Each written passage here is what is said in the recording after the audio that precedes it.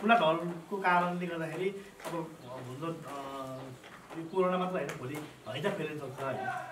Mainly यसको यहाँको समस्या भनेकै ढल व्यवस्थापन हो। यस्तो यो वर्षाको समय उको बेलामा बाटोमा हिँड्नै नसक्ने 4 हात खुट्टा टेकेर हिँड्ने अवस्था त आउँदैन।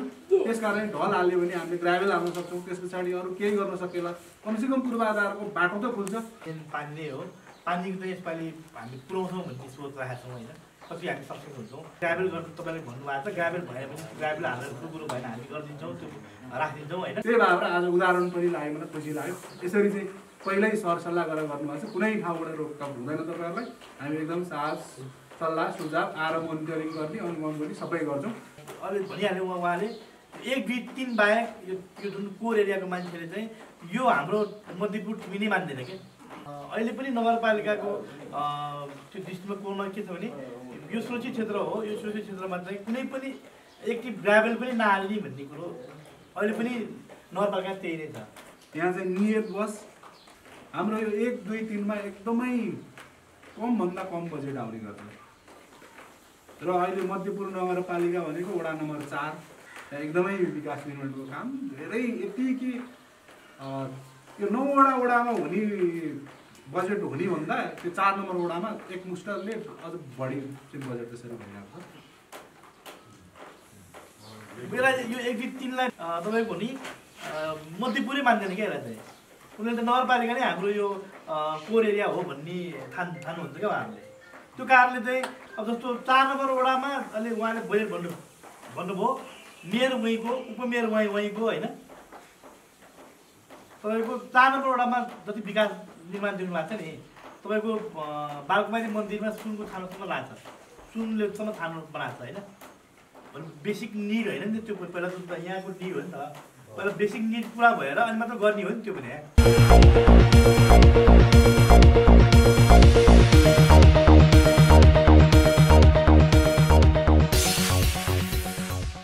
अनि के काम गर्लाको पनि थाहा हुँदैन।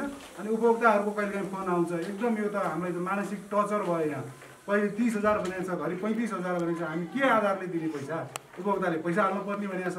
त्यसरी मनलागी गर्नु हुँदैन। यसरी सामूहिक रूपमा सबैको सामुन्ने बसेर चाहिँ छलफल गरेर पारदर्शी हिसाबले काम गर्ने भने हामीले सहयोग नगर्ने वडाले, नगरपालिकाले नगर्ने भन्ने हुँदैन।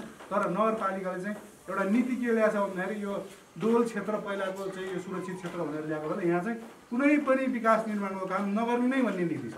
त्यसको बर्खिलाप हामीले केही प्रयासहरू गरेका हौँ। हामीले जस्तै सिफारिस दिने, योभन्दा 2 वर्ष अगाडिको त्यहाँ बाटोमा हामीले ढलान गऱ्यौँ। त्यस्ता कार्यहरू हामीले चाहिँ रिस्क लिएर, आफ्नो स्वयं रिस्क लिएर गरेका हौँ। किनकि नगरपालिकाको प्रत्यक्ष रूपमा अब यो यसलाई चाहिँ एउटा विस्तृत आयोजना लागू गर्ने, त्यति जेलसम्म चाहिँ यहाँ विकास निर्माण गर्दाखेरि अलिकति चुनौती पनि छ। जथाभावी रूपले विकास निर्माणको पूर्वाधारको कामहरू गर्दाखेरि भोलि यसलाई चाहिँ विस्तृत रूपमा जग्गाईकरण आयोजना गर्नलाई धेरै समस्या पर्ने हुनसक्छ। त्यही कारणले पनि त्यो नीति नलिया हो। तर पनि यसको चाहिँ अब चाहिँ वैकल्पिक कामहरू लगभग प्रथम वर्षदेखि लिएर आयोजना लागू गर्ने भनेको 4औं वर्ष सकिएर अब 5औं वर्षमा लागिरहेछौँ।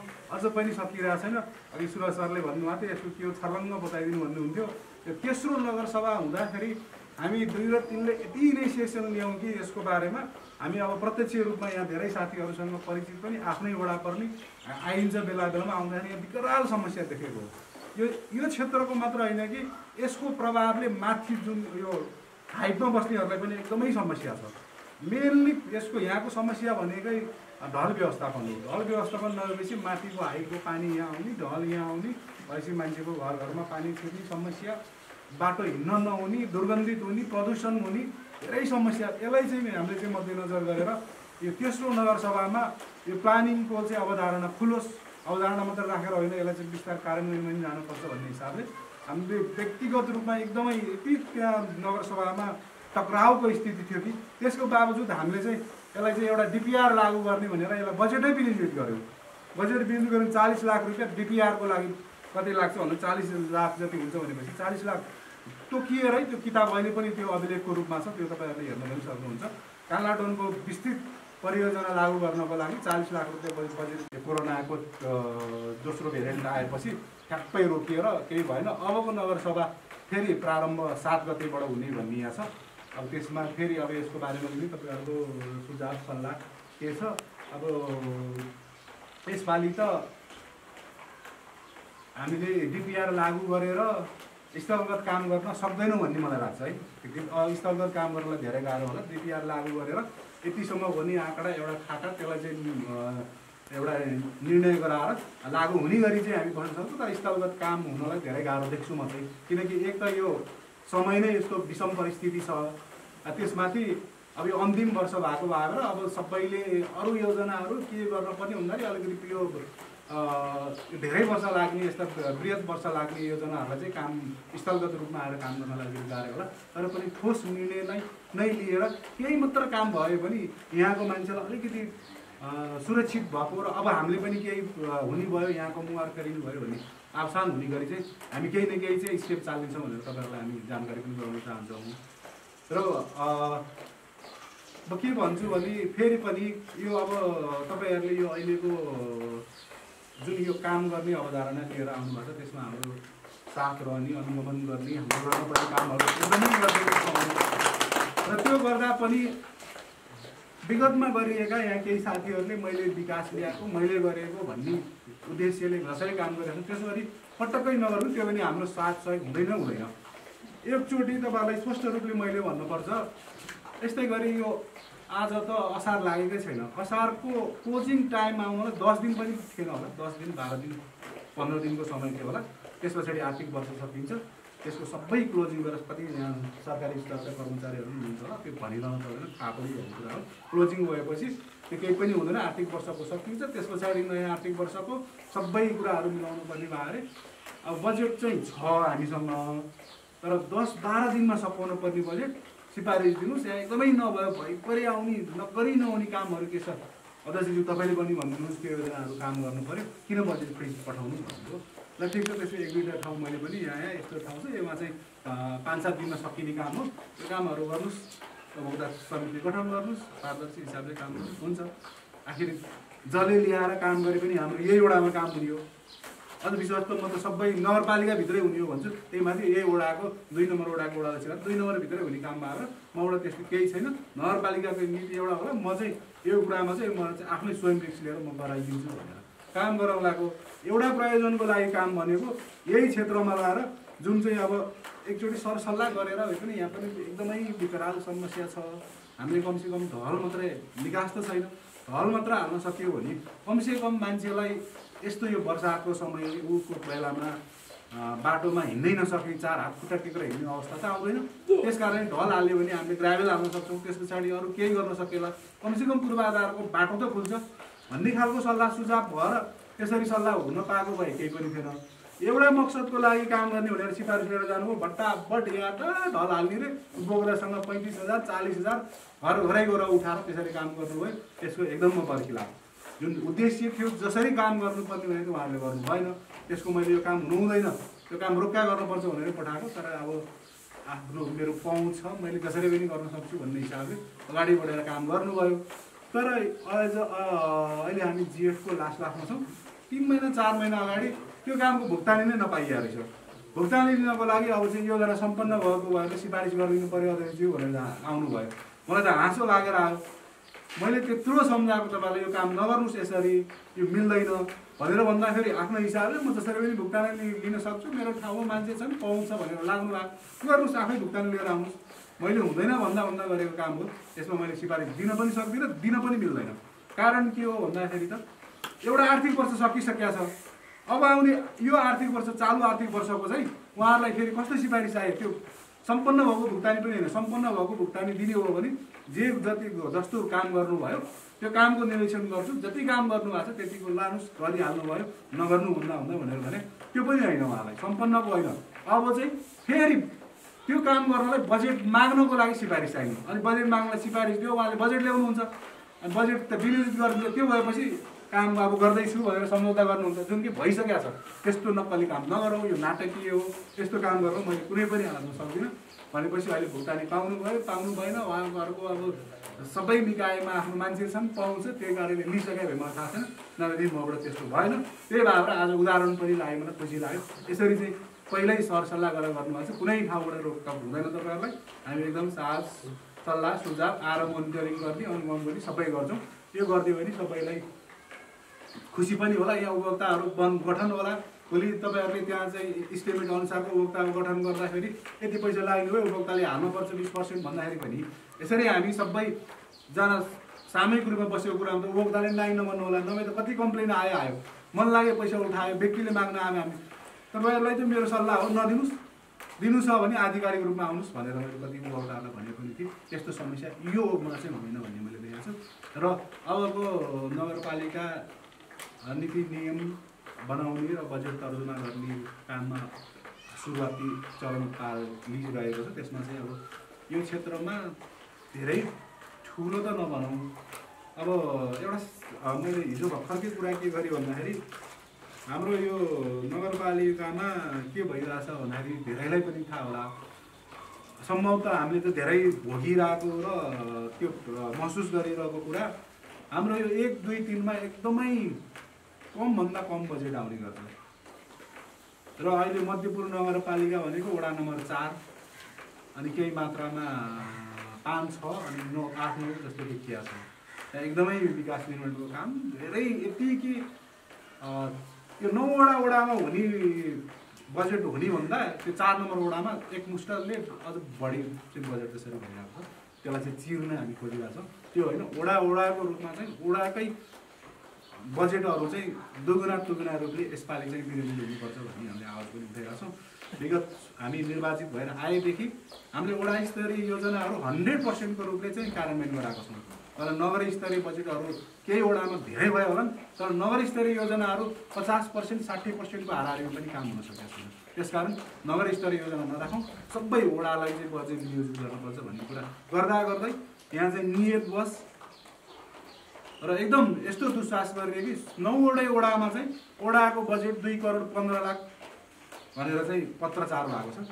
त्यसको हामी एकदम बर्खिलाफमा छौँ, किनकि अब चाहिँ जति सक्दो वडाले चाहिँ 100% काम गर्न सक्ने भएको कारणले वडामा चाहिँ अझ बजेट बढी गर्नुपर्छ भन्नु गएका त्योलाई नराखिकन यहाँ चाहिँ अलिकति स्वेच्छाचारी ढङ्गले नीति नियम विधान केही मान्य छैन। 2 करोड 15 लाखको दरले चाहिँ योजना ल्याउनु भनेर 2 करोड 15 लाखको योजनाले 2 नम्बर वडा मध्यपुर थिमी नगरपालिकाको सबभन्दा ठुलो भौगोलिक स्थितिमा सबभन्दा ठुलो वडा हो, कहाँ लगेर खनाउने 2 करोड। यसपालि वडा स्तरीय योजना 40 लाखको ढलको लागि हाल्दाखेरि त्यसले नपुगेर अर्को 50-60 लाख चाहिने हुन्छ। एउटा ढल हाल्दाखेरि 1 करोड लाग्छ भनेपछि बाँकी योजना चाहिँ 2 नम्बरभित्र के गर्ने 2 लाख 5 लाख 3 लाख हालेर छुस गरे हो। त्यही भएर यो क्षेत्रमा एकदमै समस्या परेको अब हाल्ने हो। फेरि त्यसको मतलब अब मैले अघि नै भनिसकेँ, सानो आकारको बजेट एक त अब विषम परिस्थिति छ, रासो पर्याप्त मात्रामा उठ्या पनि छैन। त्यही भएर पर्याप्त मात्रामा सकेन के एकदमै अति आवश्यक धेरै नै भोग्नलाई गाह्रो हिँड्नलाई कस्ती त्यस्तो भएको ठाउँमा चाहिँ केही रकम यहाँ पनि विनियोजित गर्ने यसपालि चाहिँ हामी चुनौतीका साथ गरेर वडा स्तरीय बजेट हाल्ने पनि यहाँलाई म जानकारी गराउँछु। र त्यस्तो चाहिँ केही छ भने सामूहिक रूपमा यो काम चाहिँ एकदमै अपरिहार्य भनेर मैले नसकेको होला हाम्रो वडा सदस्यज्यूहरूलाई भए पनि दिएर अथवा घुमाएर उहाँहरूले पनि यो ठाउँमा चाहिँ गर्नै पर्ने त्यस्तो स्थिति छ भनेको खण्डमा हामी वडा स्तरीय बजेट पनि विनियोजित गर्नेछु भन्दा यहाँहरूको राय उचित राय सल्लाह सुझावको सधैँ अपेक्षा गर्दछौँ भन्दै मेरो शब्द यति गर्छु। धन्यवाद। धेरै वर्ष भइसक्यो, 57 सालदेखि तपाईँको 20-21 वर्ष भइसक्यो होइन। 57 सालदेखि रोकेको जग्गा यो आयोजना गर्ने भनेर यो सुरक्षित क्षेत्रमा रोकिरहेका जग्गाहरूमा धेरै लङ टाइम हुँदाखेरि यहाँ अब घरहरू धेरै बनिसके। यो नगरपालिकाको अहिले पनि नगरपालिकाको त्यो दृष्टिकोणमा के छ भने यो सुरक्षित क्षेत्र हो, यो सुरक्षित क्षेत्रमा चाहिँ कुनै पनि एक्टिभ ग्राभेल पनि नहाल्ने भन्ने कुरो अहिले पनि नगरपालिका त्यही नै छ। त्यसको उदाहरण हामीले शान्ति मार्ग पिच गर्ने भनेको थियौँ, त्यो रोकिरहेको कारण त्यही भएर हो। यसपालि जबरजस्ती हामीले अस्ति पिच गर्ने भनेर यो विषम परिस्थितिले भएन, जबरजस्ती हामीले पिच गर्ने भनेर अहिले लगाइरहेको छौँ। 4 मिटर जुन माथि मात्र पिच गर्नु 6 मिटर पिच गर्नु भन्ने कुरा आइरहेको छ। भन्दाखेरि यो नगरपालिकाको दृष्टिकोणमा चाहिँ यो गोल क्षेत्रमा चाहिँ बजेट राख्न पाइँदैन, विनियोजन गर्न पाइँदैन भन्ने चाहिँ छ क्या। त्यो कारणले अब जस्तो अब अहिले पोहोर सालको यो जुन ढलको त हामी खुला ढल हेऱ्यौँ, तपाईँले त यो पोहोर साल यहाँ बगेको देख्नु भएको छ, तर माथिबाट बगेको त धेरै पहिलादेखि नै हो, सायद 10-15 वर्ष अगाडिदेखि नै बगिरहेको छ। किनभने त्यो माथि जुन नमुना बस्तीको ढलहरू यही नै आउने हो, त्यो ढल यहीँ आउने हो। त्यो खुला ढलको कारणले गर्दाखेरि अब हुन्छ यो कोरोना मात्र होइन, भोलि हैजा फैलिन सक्छ होइन, खुला ढल छ नि त। त्यस्तो भयावह स्थिति छ। त्यो कारणले चाहिँ हामीले यो व्यवस्थापन गर्नुपर्छ भनेर हामीले धेरै प्रयास गरेर अब यसलाई फिजिबिलिटी स्टडी पनि हामीले गराएको। फिल्डमा आएर हामीले यो चाहिँ प्लानिङ गर्नलाई फिजिबल छ भन्ने स्टडी भइसकेको छ। डिपिआर गर्नलाई पनि त्यसले धेरै सहयोग होला सायद होइन। हामीले त्यो स्टडीसम्म पनि एउटा कन्सल्टेन्टलाई दिएर त्यो स्टडी पनि भइसकेको छ। यसको यस्तो गर्दाखेरि यति करोडले त बजेट पनि तपाईँको झन् 44 करोड रुपियाँ पैसा लागेको भयो भने हामी यो काम गर्छौँ भन्ने हिसाबले त्यो बजेट पनि पेश गर्नु भएको। नगरपालिका हामी नै त्यसको बसिया हौँ। तर उता अहिले भनिहाल्यो उहाँले 1, 2, 3 बाहेक यो जुन कोर एरियाको मान्छेले चाहिँ यो हाम्रो मध्यपुर ठिमी नै मान्दैन क्या। बेला यो 1, 2, 3 लाई बाहेक उतापट्टि तपाईँको नि मध्यपुरै मान्दैन क्या यसलाई चाहिँ। उनीहरूले त नगरपालिका नै हाम्रो यो कोर एरिया हो भन्ने ठान्नुहुन्छ क्या उहाँहरूले। त्यो कारणले चाहिँ अब जस्तो 4 नम्बर वडामा अहिले उहाँले बजेट भन्नुभयो, मेयर वहीँको, उपमेयर वहीँको होइन। तपाईँको 4 नम्बर वडामा जति विकास निर्माण दिनु भएको छ नि, तपाईँको बालकुमारी मन्दिरमा सुनको थानोसम्म लाग्छ, सुनलेसम्म थानो बनाएको छ होइन। बेसिक निड होइन नि त्यो, पहिला त यहाँको निड हो नि त। पहिला बेसिक निड पुरा भएर अनि मात्र गर्ने हो नि त्यो पनि। अहिले पोखरी पाटी पौवा नै बनाइरहेको छ तपाईँको, तर बेसिक निडहरू पुरा भएको छैन नि त। प्रदेशको बजेटमा गए पनि प्रदेश सांसद पनि वहीँबाट जित्नु भएको हेर्नु, प्रदेशको बजेट पनि उहीँ, सबै बजेट उहीँ। प्रदेशको अहिले खानेपानीको कति 5 लाख लिटरको ट्याङ्की पनि बन्दैछ भन्ने कुरा आएको छ। त्यो समुद्र पार्क बनाएको छ नि त्यहाँनिर, सबै बजेटहरू त्यहाँ खनिरहेको छ। हामी चाहिँ त्यो गरेर अझ 1, 2, 3 को हामी एउटा चाहिँ सबैभन्दा बढी कराउने कारणले गर्दाखेरि यति बजेट पनि अहिलेसम्म आइरहेको हो। अहिलेसम्म नगर बजेट भनेर मेयरले यो नगर तपाईँहरूलाई बजेट भनेर अहिलेसम्म एक टिप हाम्रो 3 नम्बर वडामा एक टिप गाडे पनि खाएको थिएन। त्यो अहिले यो उदाहरणको लागि के भने जुन ट्र्याक रोड बनिएको थियो, त्यो ट्र्याक रोडमै घर छ। फेरि मेयर साहब चाहिँ यहीँ बस्नुहुन्छ क्या, गठारै बस्नुहुन्छ। त्यो मेयर साहबलाई एकचोटि एक्सिडेन्टली मेयर साहबलाई एट्याक भयो नि त। एट्याक हुँदाखेरि चाहिँ म पनि हस्पिटलतिर हेर्न हेर्नु गएको थिएँ। अनि मेयर साहबको विषय चाहिँ के भन्नुभयो भने त्यो ट्र्याक रोडमा खाल्नु परेको अझै त्यो एक गाबेर हालिदिनु त भन्नुभएको थियो क्या।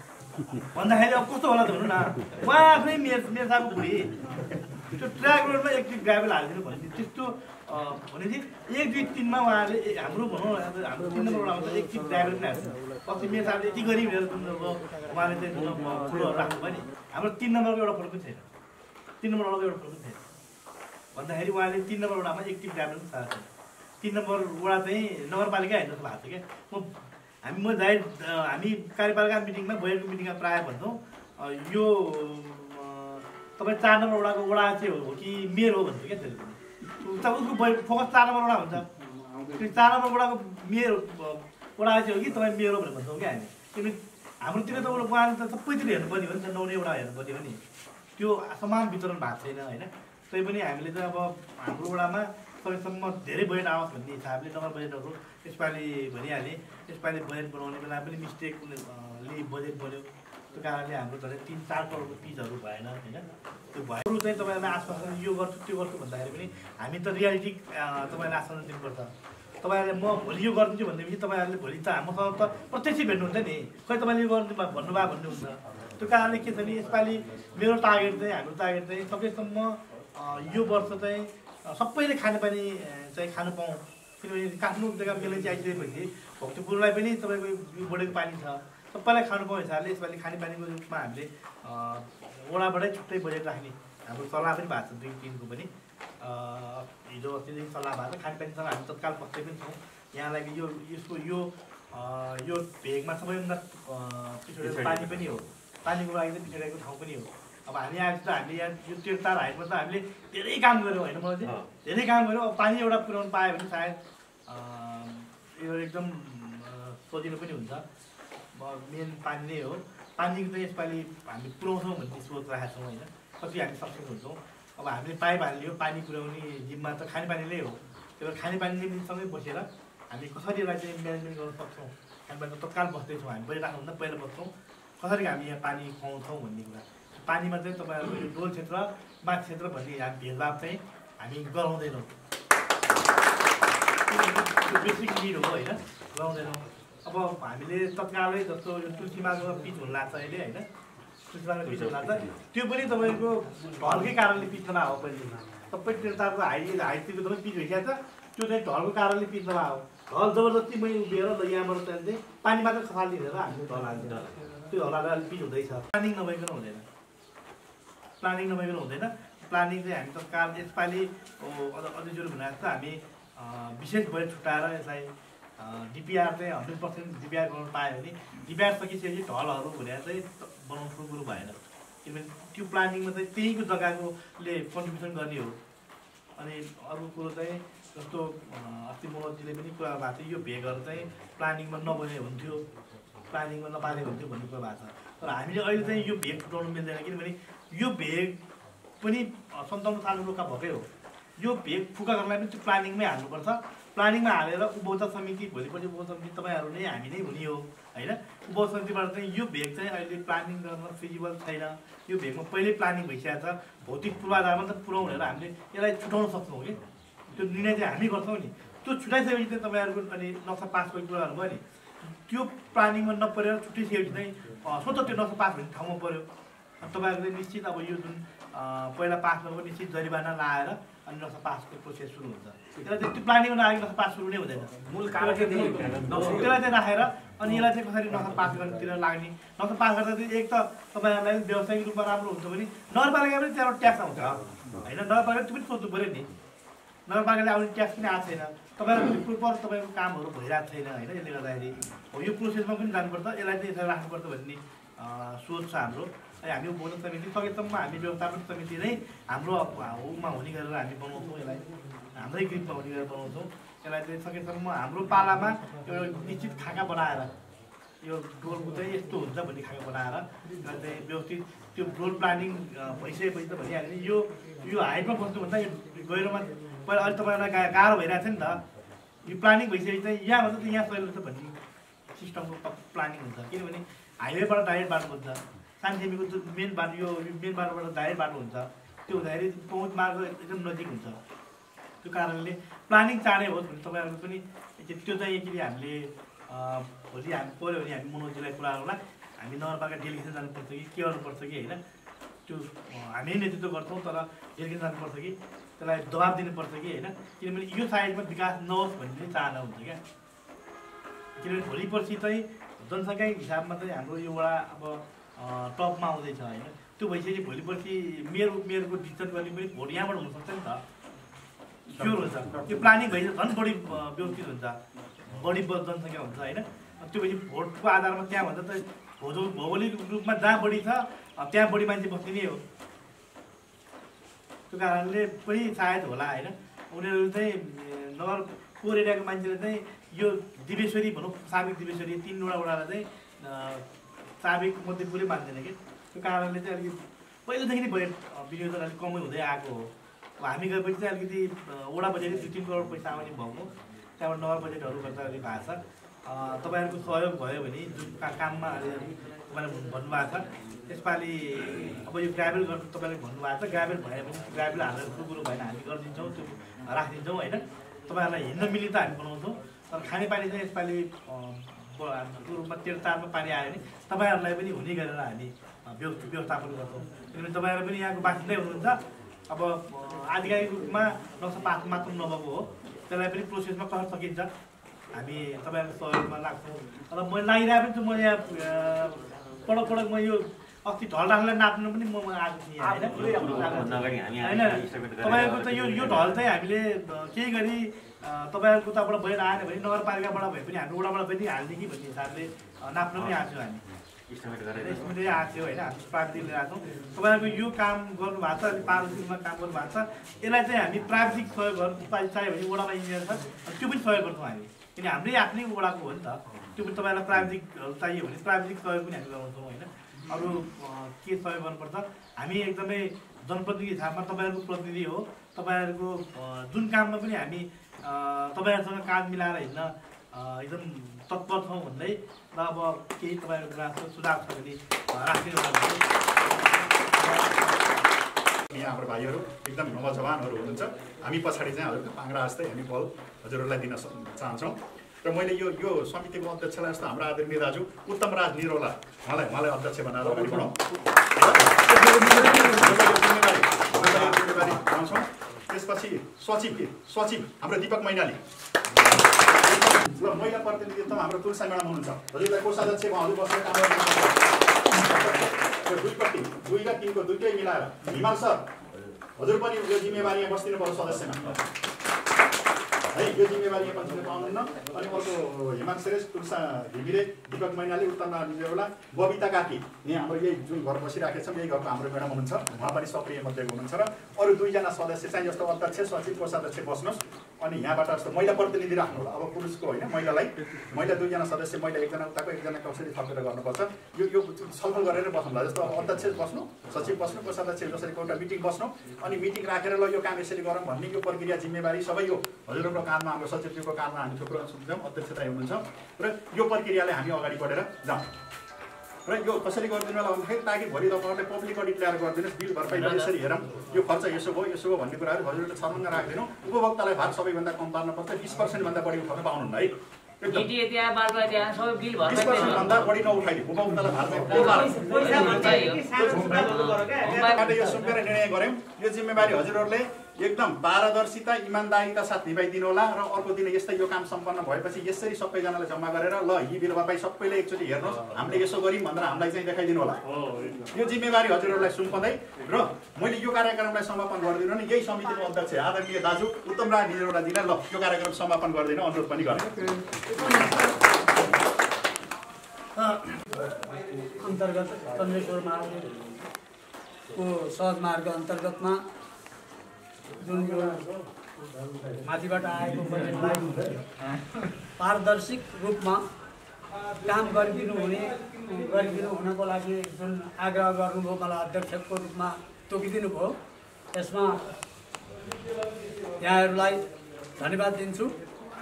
र हाम्रो विवेक र बुद्धिले भ्याएसम्म यो कामलाई पारदर्शिक बनाउने प्रतिबद्धता पनि म व्यक्त गर्न चाहँदै आफ्नो भनाइ।